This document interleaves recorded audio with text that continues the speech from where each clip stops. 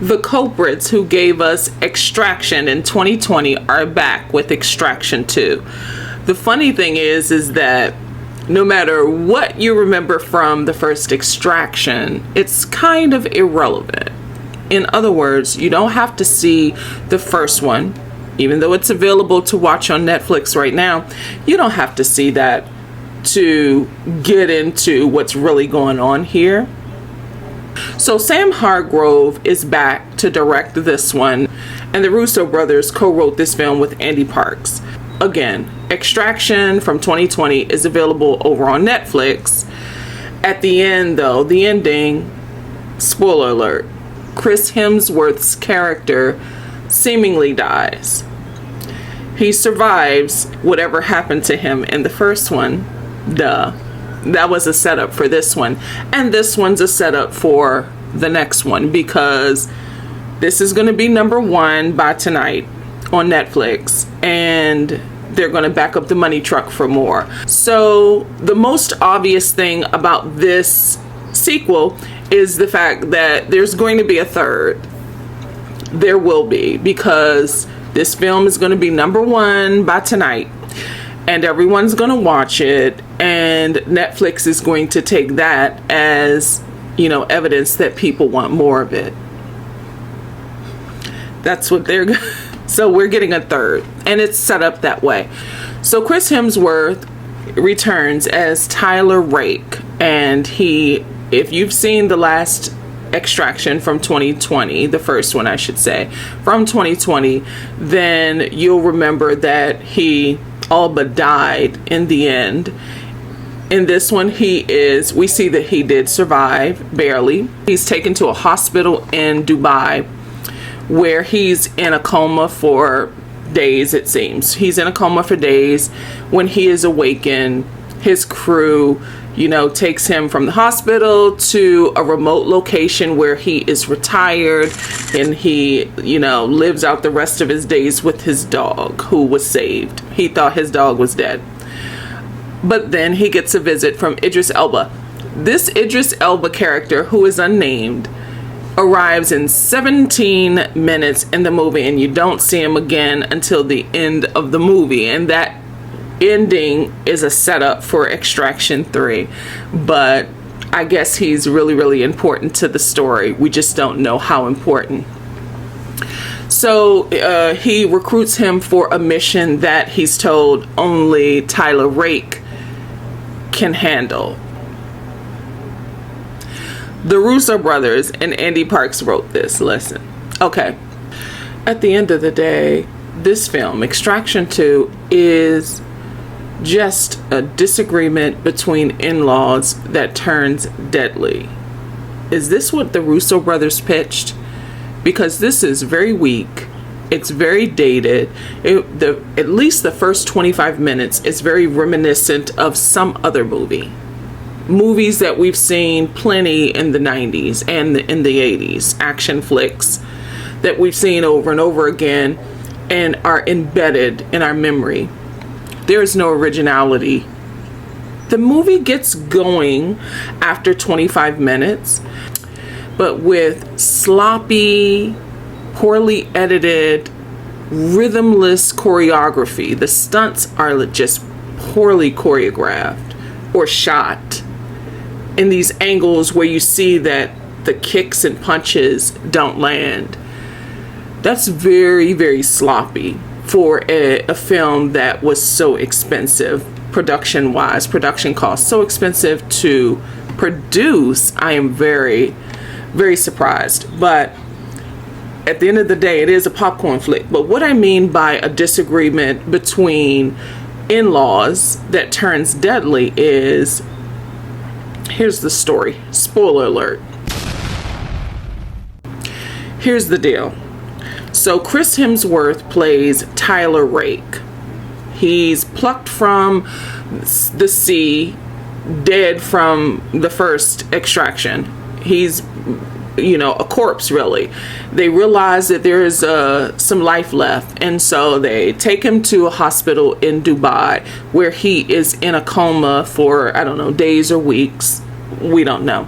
For some time he's in a coma, and his team comes to, take him to a remote location where he will, remain retired and, live out the remaining days with his dog.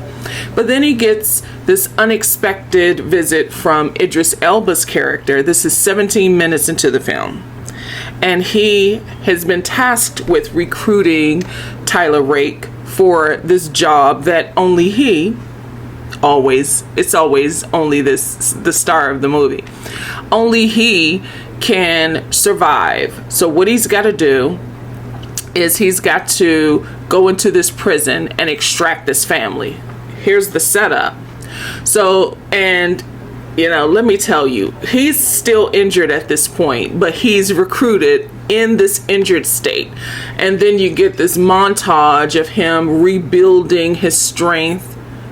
Also very dated storytelling. I am surprised the Russo brothers co-wrote this film with Andy Parks, because this is just dated. This is not what we're used to with the Russo brothers. That's just the truth. But anyway, so he goes through this regimen to rebuild his strength so he can get prepared for this impossible mission, right?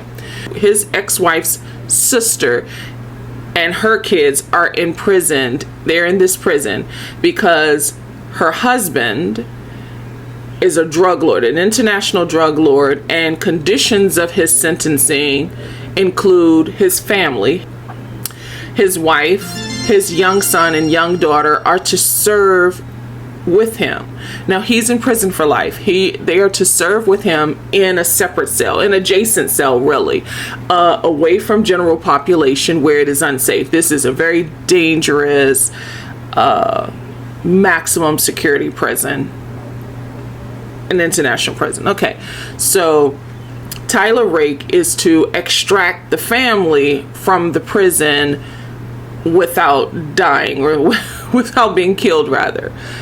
And of course, this is a deadly mission. The prisoners who are, these are prisoners who are murderers. A riot breaks out. In the midst of this riot, he is extracting this family. Now, when they realize that she's turning on him, then, she's a target. And so she gets her kids out safely to Tyler Rake's team, and then she and Tyler battle these prisoners. And then they finally get out where, her husband's team, these are very dangerous men. He has an army, a gang really, that are willing to kill her and get, recruit his son after he's died. He's killed. And then the son, is mad that his father died, so he's turning on them and going to join this gang because they are family. Anyway, that's when the movie gets going. Now, again, the stunt choreography is very sloppy. You can see it's not landing. The punches aren't landing. The explosives are looks like CGI, really. I mean, it's really not good filmmaking for the people who are involved. Sam Hargrove directed this film again. And again, it's the Russo brothers and Andy Parks. It's very weak storytelling, but it's accessible. It's on Netflix. Idris Elba is in it. He makes like a 3-minute appearance, 17 minutes in the film, and then he makes a reappearance at the end of the film for like 2 minutes. And his reappearance is a setup for Extraction 3, which I'm pretty sure we're going to get an Extraction 3 because everybody's going to descend on Netflix and watch this. I love that people like Chris Hemsworth, because what feels organic about his career is that he is not, it seems, is not trying to, he's not in it for awards. It doesn't seem, though he's been nominated for a BAFTA, it does not seem like he is in this for awards. Like, there's no Oscar bait, there's no BAFTA bait. He seems like he's having fun, and he wants the experience to be great for the audience, for the viewer, for the moviegoer. I think that's what when you look over his resume, that's what it appears to be. And that is very refreshing. That's good. It's not about what he can do in his career more than it is about the experience at the movies or experience watching it on a streaming service. That's cool. But this film is just not good. It's just not good. It's one that you have to, it is one where you can decompress and just watch it without overthinking and thinking, sure, in a way that is like a popcorn movie, an action flick, sure. It is that. But it's not good at the end of the day, especially with how much production costs for this film and for this franchise. That's the thing. If you're okay with, if you're easily entertained, if you're looking for just a time to just relax, decompress, and not overthink it, overanalyze it, you'll enjoy this movie. And that's good. There is space for movies like that. After that first initial 20-25 minutes, I was getting into it. It got juicier. The action sequences got better. That first 20 minutes, 25 minutes is really hard to sit through because it just felt so archaic. It felt like dated storytelling. It really did. There's this really cool sequence on a glass roof that I did like. I thought that was captured really great.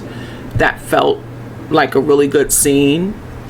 Logistically, it doesn't make any sense, but it was a really cool scene. There are cool scenes in the film. It's just the storytelling and the stunts they weren't good. And it felt like it wasn't an advancement in storytelling or an advancement in filmmaking. It's just not a good movie. That's the truth. But I don't think it has to be. What I was getting at with Chris Hemsworth's career is that he's making this for his target demographic that I think will love this film. And that's good that he has a pulse on his fan base. I think his fans will absolutely enjoy this film. But I don't know. At any rate, Extraction 2 is streaming on Netflix now.